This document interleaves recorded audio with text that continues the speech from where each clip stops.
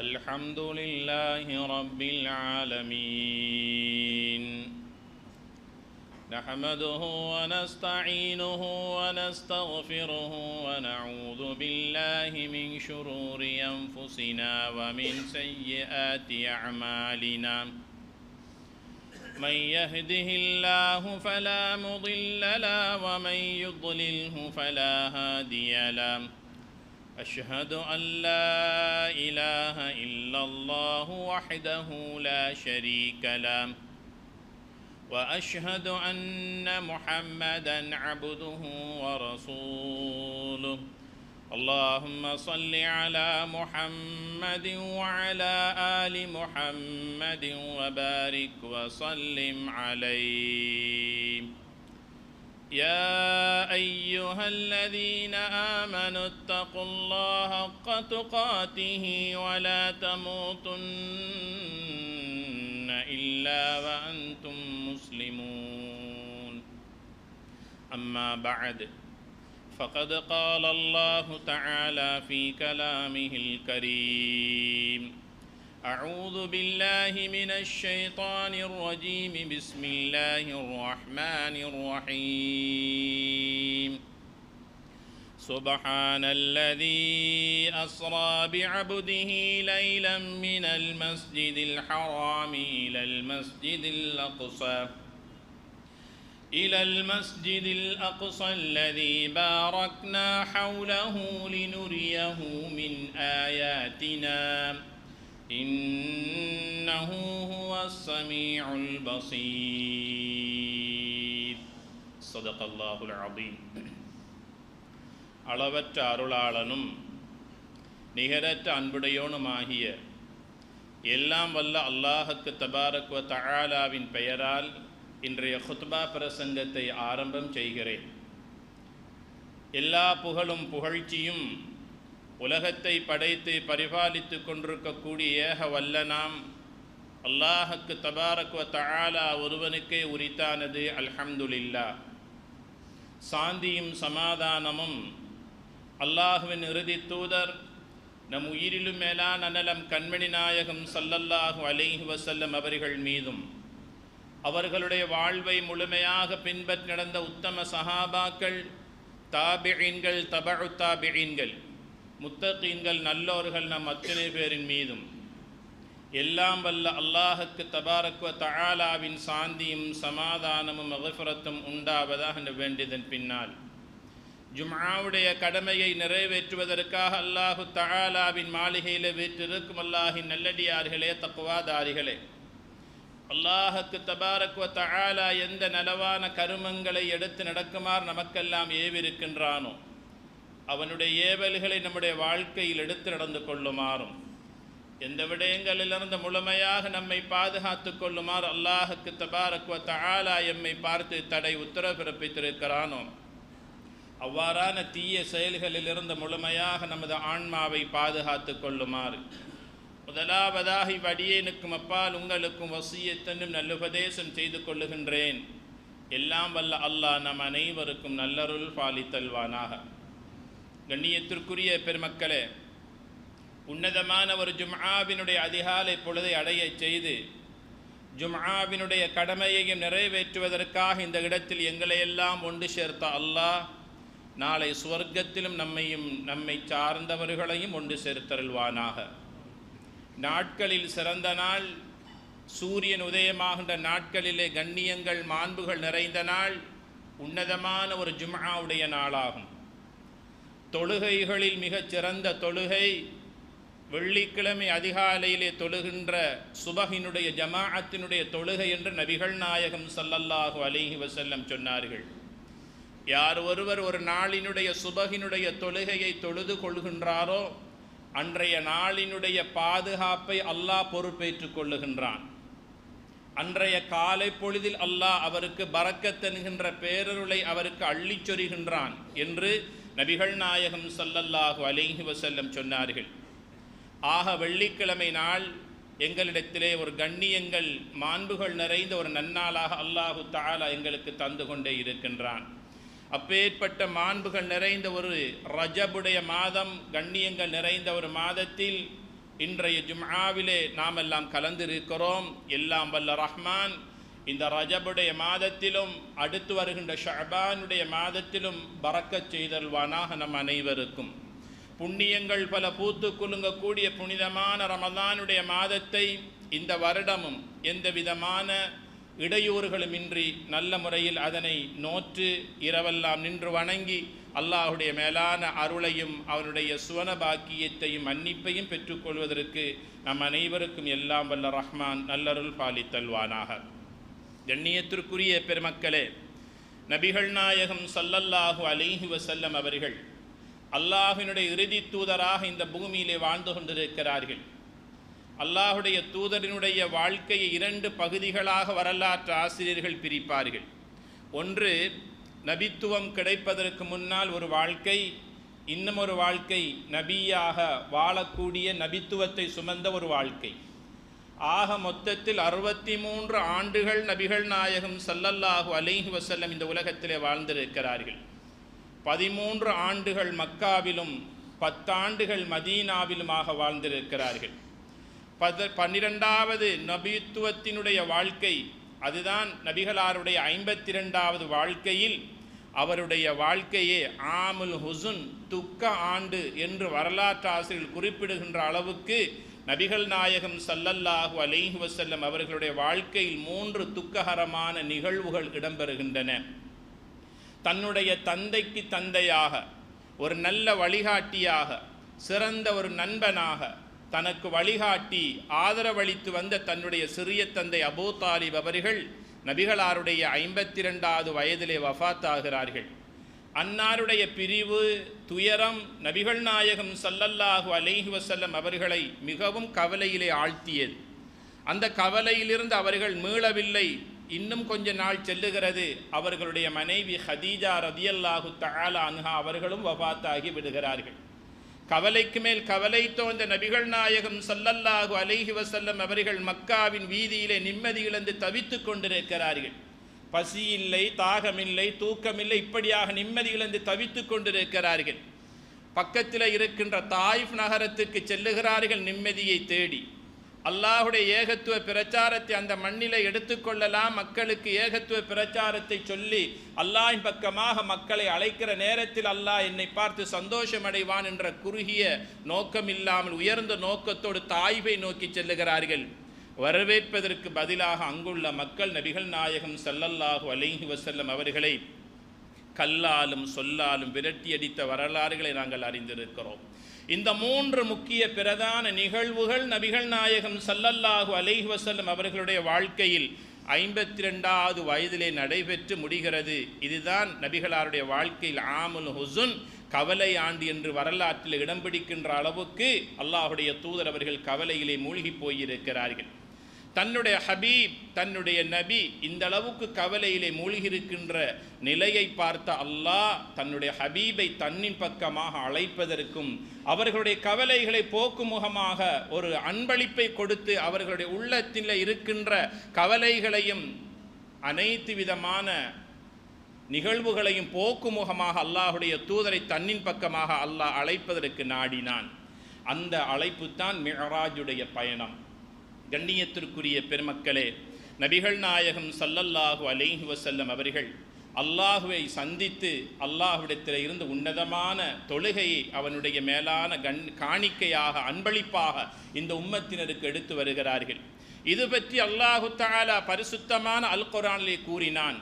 சுப்ஹானல்லதி அஸ்ரா பிஅப்திஹி லைலம் மினல் மஸ்ஜிதில் ஹராம் இலல் மஸ்ஜிதில் அக்ஸல்லதி பாரக்னா ஹவுல. இரவு நேரத்தில் மஸ்ஜிதுல் ஹராம் என்கின்ற கஅபா இருக்கக்கூடிய அந்த புனிதமான பகுதியிலிருந்து பலஸ்தீனில் இருக்கின்ற மஸ்ஜிதுல் அக்ஸாவின் பக்கமாக தன்னுடைய அடியாரை அல்லாஹ் இராவழி பயணமாக அழைத்து சென்றானே, இந்த ஏற்பாட்டை செய்த ரப்புல் ஆலமீன் தூய்மையானவன், அவன் பரிசுத்தமானவன், அவன் ஆச்சரியத்திற்குரியவன் என்று அல்லாஹு தஆலா சொல்லி காட்டுகிறான். அல்லாஹுடைய தூதர் அவர்கள் மிஅராஜுடைய பயணத்தை மேற்கொள்ளுகிறார்கள். அதற்கு பிறகு தன்னுடைய அனைத்து நபிமார்களுக்கும் தன்னுடைய இமாமத் என்கின்ற தலைமைத்துவத்தை மஸ்ஜிதுல் அக்ஸாவிலே வழங்குகிறார்கள். அத்தனை நபிமார்களும் மஸ்ஜிதுல் அக்ஸாவிலே இறுதி நபியினுடைய வருகைக்காக ஒன்று கூடியிருக்கிறார்கள். அத்தனை நபிமார்களுக்கும் இமாமாக நின்று தொழுகை நடாத்திய நபிகள் நாயகம் ஸல்லல்லாஹு அலைஹி வஸல்லம் அவர்கள் இரண்டாம் கட்டமாக மஸ்ஜிதுல் அக்ஸாவிலிருந்து முதலாவது வானத்தை நோக்கி ஜிப்ரீல் அலைஹிஸ்ஸலாம் அவர்களுடைய வழிகாட்டுதல் மூலமாக துணையோடு செல்லுகிறார்கள். முதலாவது வானத்திலே ஆதம் அலைஹிஸ்ஸலாம் அவர்கள் சலாம் கூறி தன்னுடைய சிறந்த அன்பான கண்ணியமான சாலிஹான மகனை வரவேற்றுக் கொள்ளுகிறார்கள். ஒவ்வொரு வானத்திலும் ஒவ்வொரு நபியை சந்தித்து சலாம் சொல்லி இறுதியாக 7வது வானத்திலிருந்து சிதறத்துல் முன்தஹா என்ற இடத்தை நபிகள் நாயகம் ஸல்லல்லாஹு அலைஹி வஸல்லம் அடைகிறார்கள். அல்லாஹுவை நெருங்கினார்கள். அல்லாஹு தஆலா கொடுக்க வேண்டிய கண்ணியத்தை நபிகளாருக்கு கொடுத்தான். தொழுகையை பரிசாக கொடுத்தான். அல்லாஹுடைய தூதர் அந்த தொழுகையோடு இந்த பூமிக்கு வந்து கொண்டிருக்கக்கூடிய நேரத்தில் 7 வானங்களை கடந்து வந்த நபிகள் நாயகம் ஸல்லல்லாஹு அலைஹி வஸல்லம் அவர்களை ஹலீலுர் ரஹ்மான் இப்ராஹிம் அலைஹிஸ்ஸலாம் அவர்கள் நபிகளாரை கண்டு ஒரு உன்னதமான ஒரு கேள்வியை கேட்டு ஒரு உன்னத பரிசை இந்த சமூகத்தினருக்கு வழங்கினார்கள். அல்லாஹுடைய தூதரிடத்தில் கேட்கிறார்கள், அல்லாஹுவை சந்தித்தீர்களே, அல்லாஹ் உங்களுக்கு என்ன பரிசளித்திருக்கிறான்? நபிகள் நாயகம் ஸல்லல்லாஹு அலைஹி வஸல்லம் சொன்னார்கள், அஸ்ஸலா, தொழுகையை அல்லாஹ் தந்திருக்கிறான் என்று சொன்னபோது இப்ராஹிம் அலைஹிஸ்ஸலாம் அவர்கள் சொன்னார்கள், என்னுடைய சலாத்தை உங்களுடைய சமூகத்தினருக்கு எட்டி வையுங்கள். நபிகள் நாயகம் ஸல்லல்லாஹு அலைஹி வஸல்லம் அவர்கள் மிஅராஜுடைய பயணத்திலே இருக்கிறார்கள். இப்ராஹிம் அலைஹிஸ்ஸலாம் அவர்கள் எங்களுக்கு சலாம் சொல்லி அனுப்பினார்கள். சொல்லிவிட்டு சொன்னார்கள், நான் உங்களுக்கும் உங்களுடைய உம்மத்தினருக்கும் ஒரு அன்பளிப்பை தருகின்றேன். அதனை என்னுடைய காணிக்கையாக அன்பளிப்பாக உங்களுடைய சமூகத்தினருக்கு நீங்கள் எடுத்து கொடுத்து விடுங்கள்.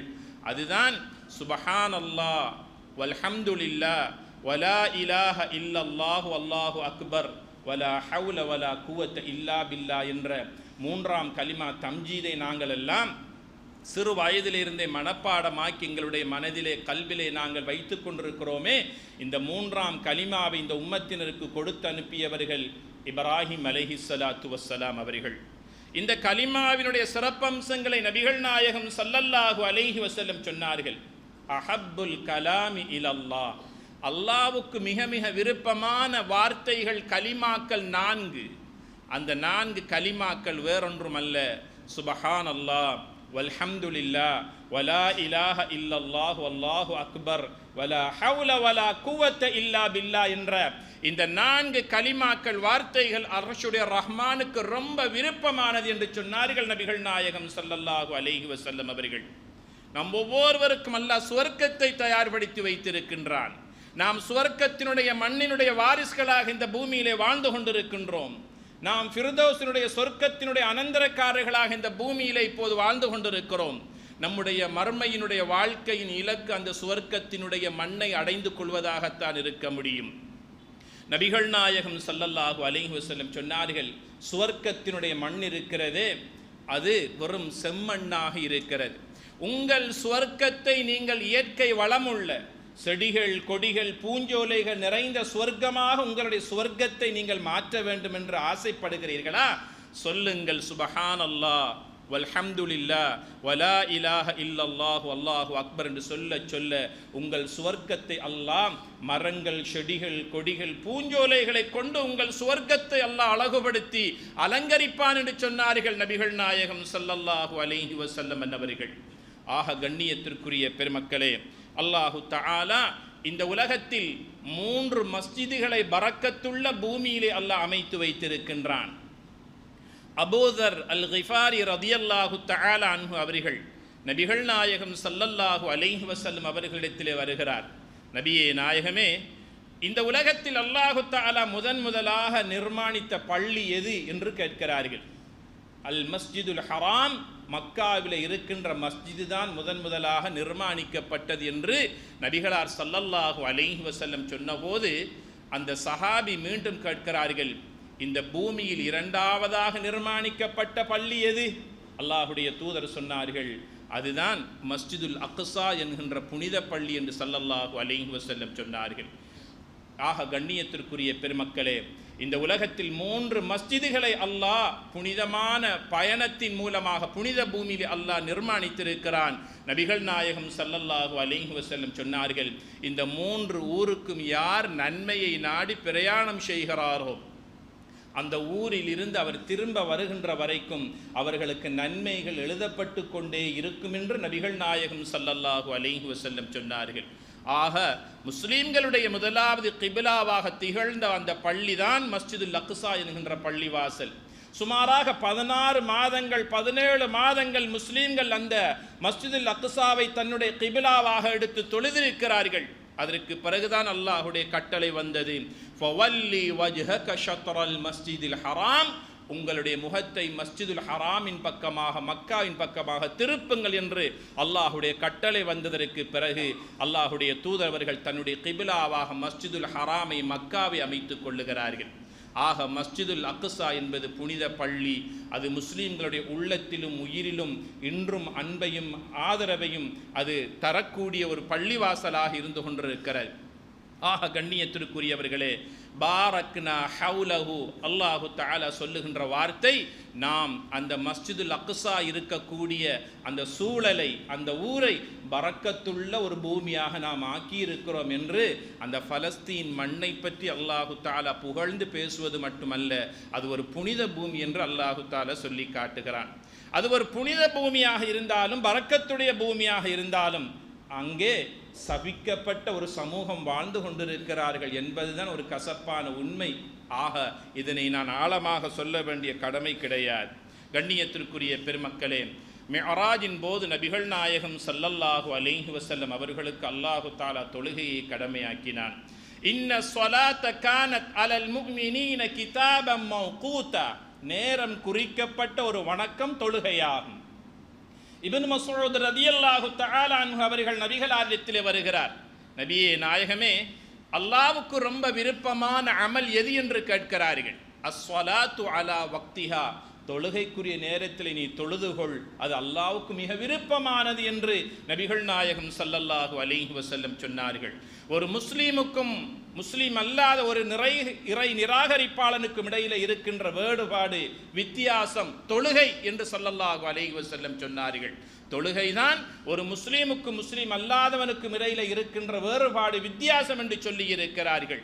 ஒரு நாளைக்கு 5 நேரம் தொழுவதை இஸ்லாம் எங்கள் மீது கடமையாக்கி இருக்கிறது. தொழுகைக்குரிய காரணத்தை தொழுகைக்குரிய நேரத்தை அடைந்த ஒருவர் தக்க காரணமின்றி அந்த தொழுகையை விடுவது பெரும் பாவமாகும். நாட்டில் இருந்தாலும் வீட்டில் இருந்தாலும் எங்கு சென்றாலும் நோயாளியாக இருந்தாலும் என் நிலையிலும் அந்த தொழுகையை விடுவதற்கு இஸ்லாம் யாருக்கும் அனுமதி அளிக்கவில்லை.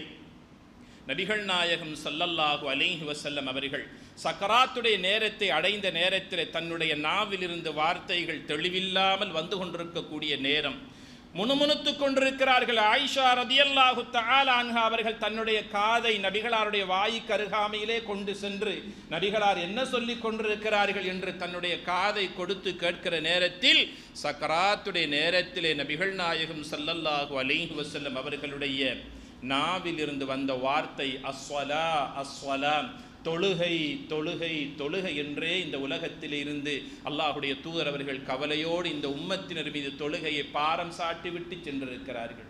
ஆக கண்ணியத்திற்குரிய பெருமக்களே, இந்த உலகத்திலே நாங்கள் வாழ்ந்து கொண்டிருக்கிறோம். எவ்வளவோ பல சிரமங்கள் துன்ப துயரங்கள் நமது நாட்டிலும் தான் உலகளாவிய ரீதியிலும் தான் நடந்தேறிக் கொண்டிருக்கக்கூடிய நாளாந்த புது விதமான அனர்த்தங்களை செவிமடுத்து கொண்டிருக்கக்கூடிய ஒரு காலத்திலே வாழ்ந்து கொண்டிருக்கிறோம். அல்லாஹு தஆலா கூறுகிறான், யா அய்யுஹல்லதீன ஆமனு இஸ்தஈனு பிஸ்ஸப்ரி வஸ்ஸலா, துன்பங்கள் துயரங்கள் நோய்கள் கஷ்டங்கள் கடன் சுமைகள் இவ்வாறாக உங்களுடைய மனநிம்மதியை போக்கக்கூடிய எந்த காரியம் உங்கள் வாழ்க்கையில் ஏற்பட்டாலும் சரி 2 ரக்காஅத்து தொழுங்கள், அல்லாஹ்விடத்தில் உதவியை தேடுங்கள் என்று அல்லாஹ்வுடைய குர்ஆன் சொல்லி காட்டுகிறது. துன்பங்கள் வருகிறதா, உங்கள் உள்ளங்களிலே கவலைகள் ஏற்படுகிறதா, நிம்மதி இழந்து தவித்துக் கொண்டிருக்கிறீர்களா, பொறுமை காத்து கொள்ளுங்கள், அல்லாஹ்விடத்தில் அவனுடைய உதவியை தேடுங்கள் தொழுகையின் மூலமாக என்று அல்லாஹு தஆலா குர்ஆனில் சொல்லி காட்டுகிறான். ஆக கண்ணியத்திற்குரிய பெருமக்களே, தொழுகைக்குரிய நேரத்திலே தொழுது கொள்ள வேண்டிய ஒரு கடமையிலே நாம் இருந்து கொண்டிருக்கிறோம். தொழுகையை விடுவது பெரும் பாவமாக அல்லாஹுடைய தூதர் ஸல்லல்லாஹு அலைஹி வஸல்லம் அவர்கள் நமக்கு எச்சரிக்கை செய்து கொண்டிருக்கிறார்கள். ஒரு தொழுகையிலே நாங்கள் 3 கட்டங்களை நாங்கள் எதிர்நோக்கின்றோம். முதலாவது கட்டம் ருக்கூ, இரண்டாம் கட்டம் சுஜூத், முதலாவது கட்டம் நிலை, இரண்டாம் கட்டம் ருக்கூ, மூன்றாவது கட்டம் சுஜூத். இந்த 3 கட்டங்களை நாங்கள் தொழுகையிலே அனுபவிக்கிறோமா இல்லையா? நபிகள் நாயகம் ஸல்லல்லாஹு அலைஹி வஸல்லம் சொன்னார்கள், என் உம்மத்திலே இருக்கின்ற ஒரு மனிதனுக்கு தொழுகைதான் மிஅராஜுடைய கட்டங்கள் என்று சொன்னார்கள். நான் 3 கட்டங்களாக மிஅராஜுடைய பயணத்தை மேற்கொண்டேன் என்று நபிகளார் சொல்லுகிறார்கள். மஸ்ஜிதுல் ஹராமிலிருந்து மஸ்ஜிதுல் அக்ஸா வரைக்கும் முதலாவது கட்டம், மஸ்ஜிதுல் அக்ஸாவிலிருந்து முதலாவது வானம் வரைக்கும் இரண்டாம் கட்டம், மூன்றாவது கட்டம் இருக்கிறது. சிதறத்துல் முன்தஹா என்ற இடத்தை அல்லாஹ்வுக்கு மிக மிக நெருக்கமாக நெருங்கினார்களே அந்த கட்டம்.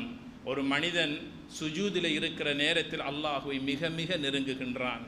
அதைவிட அல்லாஹ்வை ஒரு அடியான் நெருங்கக்கூடிய ஒரு சந்தர்ப்பம் எதிலும் கிடையாது. அல்லாஹுடைய தூதர் ஸல்லல்லாஹு அலைஹி வஸல்லம் சொன்னார்கள், நீங்கள் சுஜூதுக்கு சென்றால் அதிகமாக அல்லாஹ்விடத்தில் ரப்பிடத்தில் கேளுங்கள். உங்களுடைய துஆ அங்கீகரிக்கப்படுகின்ற மிக முக்கியமான ஒரு ஸ்தானம் சுஜூத் என்று சொன்னார்கள் ஸல்லல்லாஹு அலைஹி வஸல்லம் அவர்கள். நாம் செய்கின்ற ஒரு சுஜூதின் மூலமாக நம் பாவங்கள் மன்னிக்கப்படுகின்றன. நாம் செய்கின்ற ஒரு சுஜூதை பார்த்து ஷைத்தான் தன் தலையிலே மண்ணை அள்ளி போட்டு கொண்டு விரண்டோடுகிறான் என்று சொன்னார்கள் நபிகள் நாயகம் ஸல்லல்லாஹு அலைஹி வஸல்லம் அவர்கள்.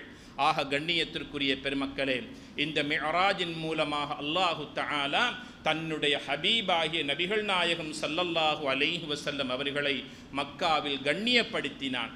இஸ்லாத்தை ஏற்றுக்கொள்ளாத அந்த அறியாமை காலத்திலே வாழ்ந்தவர்கள் எல்லாம் சொல்லாலும் செயலாலும் நபிகளாரை துன்புறுத்தினார்கள், உள்ளத்தை புண்படுத்தினார்கள். சந்ததியற்றவன் என்ற வார்த்தைகளை சொல்லி நபிகளாரை நோவினைப்படுத்தினார்கள். இந்த நேரத்தில் தான் அல்லாஹு தஆலா தன்னின் பக்கமாக தன் ஹபீபை அழைத்தான். அல்லாஹு தஆலா இந்த தொழுகையை கொடுத்தான். தொழுகை வந்ததற்கு பிறகு, கிடைத்ததற்கு பிறகு சஹாபாக்கள் தன் வாழ்க்கையில் அடைந்த மகிழ்ச்சி இருக்கிறதே, அது எல்லையற்றது.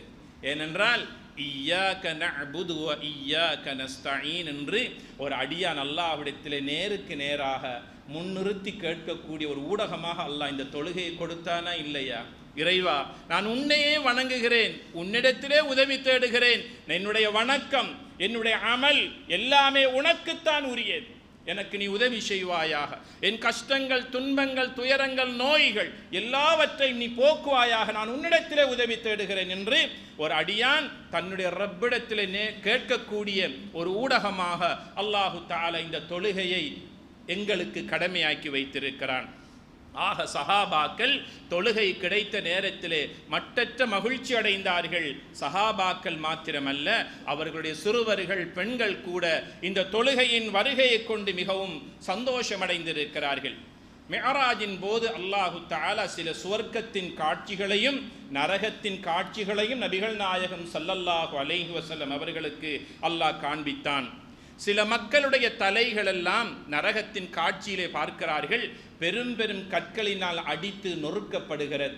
அல்லாஹுடைய தூதர் அவர்கள் ஜிப்ரீல் அலைஹிஸ்ஸலாம் அவர்களிடத்திலே கேட்கிறார்கள், இவர்களுடைய தலைகள் எல்லாம் ஏன் அடித்து நொறுக்கப்படுகிறது என்று கேட்ட நேரத்தில், இவர்கள் தொழுகைக்குரிய நேரத்திலே தொழாமல் சோம்பேறிகளாக இருந்தவர்கள் என்று ஜிப்ரீல் அலைஹிஸ்ஸலாம் அவர்கள் விளக்கம் சொல்லுகிறார்கள். ஆக கண்ணியத்திற்குரிய பெருமக்களே, யாரெல்லாம் தொழுகையை பாரமாக நினைத்தார்களோ அவர்களுடைய வாழ்க்கை இந்த உலகத்திலும் இருட்டாக இருக்கும், நெருக்கடியானதாக இருக்கும். மறுமையில் கபருடைய வாழ்க்கையிலும் பல நெருக்குதல்களை, கஷ்டங்களை, துன்ப துயரங்களை, இருள்களை அவர்கள் மன்னரை வாழ்க்கையில் சந்திக்க வேண்டி இருக்கிறது என்பதனை பல நபிமொழிகள் எங்களுக்கு எச்சரிக்கை செய்து கொண்டிருக்கின்றன. வாழ்க்கையில் முன்னேற்றம், தொழிலிலே பரக்கத், மனைவி, பிள்ளைகள், குடும்பத்திலே சந்தோஷம், மகிழ்ச்சி ஏற்பட வேண்டுமா? நீண்ட ஆயுள் வாழ வேண்டும் என்ற ஆசை இருக்கிறதா?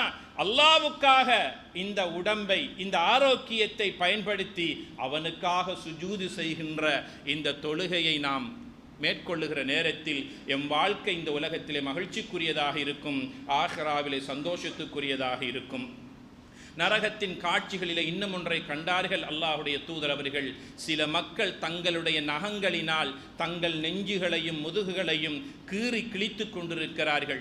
மன்ஹா உலாஇயா ஜிப்ராயில், ஜிப்ராயிலே இந்த மக்கள் யார்? தங்கள் கைகளினாலே தங்களுக்கு நோவினை கொடுத்து கொண்டிருக்கிறார்கள். அல்லதீன யஅகுலூன லுஹூமன் நாஸ், இவர்கள் தான் புறம் பேசி பேசி மற்றவர்களுடைய மாமிசத்தை உண்டவர்கள் என்று அவர்களுக்கு விளக்கம் சொல்லப்பட்டதாக நபிகள் நாயகம் ஸல்லல்லாஹு அலைஹி வஸல்லம் அவர்கள் கூறிய இந்த ஹதீஸ் அபூதாவுத் திர்மிதியிலே பதிவு செய்யப்பட்டிருக்கிறது. இறுதியாக அல்லாஹுடைய தூதர்கள் சுவர்க்கத்தை எட்டி பார்க்கிறார்கள். சுவர்க்கத்திலே அதிகமாக ஏழைகள் இருப்பதை பார்க்கிறார்கள். அந்த சுவர்க்கத்திலே பலகீனமான மக்கள் இருப்பதை பார்க்கிறார்கள். நரகத்தை எட்டி பார்க்கிறார்கள். அங்கே அதிகமாக பெண்கள் இருப்பதை பார்க்கிறார்கள். ஆக கண்ணியத்திற்குரியவர்களே, இதற்கான காரணங்கள், இதற்கான விடயங்கள் அதிகமாக இருக்கின்றன. அல்லாஹு தஆலா நம் வாழ்க்கையில் தந்திருக்கக்கூடிய இந்த குறுகிய கால வாழ்க்கை என்பது நாம் நிரந்தரமான முடிவுகள் இல்லாத அந்த உன்னதமான ஆகிராவுடைய பயணத்தை நாம் சுவர்க்கத்துடைய பயணமாக அமைத்துக் கொள்வதற்காகத்தான் இந்த குறுகிய கால வாழ்க்கை அல்லாஹ் தந்திருக்கிறான். ரஜபுடைய மாதம் கண்ணியங்கள் நிறைந்த மாதம், அடுத்து வருகின்ற மாதங்கள் சிறப்புகள் நிறைந்த மாதங்கள் எங்களை எதிர்நோக்கி கொண்டிருக்கின்றன. கடந்த பல வருடங்களாக நிம்மதியை இழந்து தவித்து கொண்டிருந்த எங்களுக்கு நிம்மதி பெருமூச்சு விடக்கூடிய அளவுக்கு சில நிகழ்வுகள் இடம்பெற்று கொண்டிருக்கக்கூடிய, சில அடையாளங்களை கண்டு கொண்டிருக்கக்கூடிய இந்த சந்தர்ப்பத்திலே அல்லாஹுவை நாம் நேரத்திற்கு தொழுது கொள்வோம். எங்கிருந்தாலும் அல்லாஹ் என்னை பார்த்து கொண்டிருக்கிறான். திடீர் மரணங்கள் அதிகரித்து கொண்டிருக்கக்கூடிய, இள வயதிலே மரணங்களை சம்பவித்து கொண்டிருக்கக்கூடிய எத்தனையோ பல இளைஞர்கள் எல்லாம் எம்மை விட்டு மரணித்துக் கொண்டிருக்கக்கூடிய திடீர் மரணங்கள் அதிகரித்த ஒரு காலத்திலே நாங்கள் வாழ்ந்து கொண்டிருக்கிறோம். எங்களிடத்திலே மலக்கல் மௌத்தர்கள் எப்போது வருவார்கள் என்பதை நாம் அறிய மாட்டோம். வருகின்ற நேரத்தில் சந்தோஷமாக அந்த ரப்பை நாம் சந்திப்பதற்கு நாம் ஒவ்வொருவரும் தயாராக வேண்டிய ஒரு காலம் வந்திருக்கிறது. எல்லாம் வல்ல ரஹ்மான் அவனுக்கு விருப்பமுள்ள நல்லடியார்களாக இந்த பூமியில் வாழ்ந்து அவன் விரும்பக்கூடிய வகையிலே மரணத்தை தழுவி உன்னதமான ஜன்னத்தில் ஃபிர்தௌஸை அடைந்து கொள்வதற்கு நம் அனைவருக்கும் எல்லாம் வல்ல அந்த ரஹ்மான் அருள் பாலித்தல்வானாக. யா அல்லாஹ், நம் அனைவர்களுடைய பாவங்களை மன்னிப்பாயாக. எங்கள் பெற்றோர்களுடைய பாவங்களை மன்னிப்பாயாக. எங்கள் மனைவி மக்கள் குடும்பத்தார்கள் முஸ்லிம்கள் ஆண்கள் பெண்கள் அனைவர்களுடைய பாவங்களை மன்னித்தல்வாயாக. எங்களில் இருக்கின்ற நோயாளிகளுக்கு உடல் ஆரோக்கியத்தை கொடுப்பாயாக. எங்களை விட்டு மரணித்து மன்னரிலே வாழுகின்ற கபராளிகளுடைய கபர்களை சுவர்க்கத்தின் பூஞ்சொலியாக்கி வைப்பாயாக. யா அல்லாஹ், புனிதமான ரமலானை இந்த வருடத்திலும் அடைந்து பகலெல்லாம் நோன்பு நோற்றி இரவெல்லாம் நின்று வணங்கி உன்னுடைய மேலான ரஹ்மத்தையும் உன்னதமான மகபிரத்தையும் சுவனபாக்கியத்தையும் பெற்றுக்கொள்ள நம் அனைவருக்கும் முழு முஸ்லிம் சமூகத்தினருக்கும் யா அல்லாஹ் நீ அருள் பாலித்தல்வாயாக. திடீர் மௌத்திலிருந்து நம் அனைவர்களை நீ பாதுகாப்பாயாக. நீண்ட காலம் வாழ்ந்து அதிகமாக அமல் செய்து உன்னை சந்திக்கக்கூடிய கண்ணியமான மௌத்தை நம் அனைவருக்கும் நசீபாக்கியல்வாயாக. வ ஆகிரு தஅவானா அனில் ஹம்துலில்லாஹி ரப்பில் ஆலமீன்.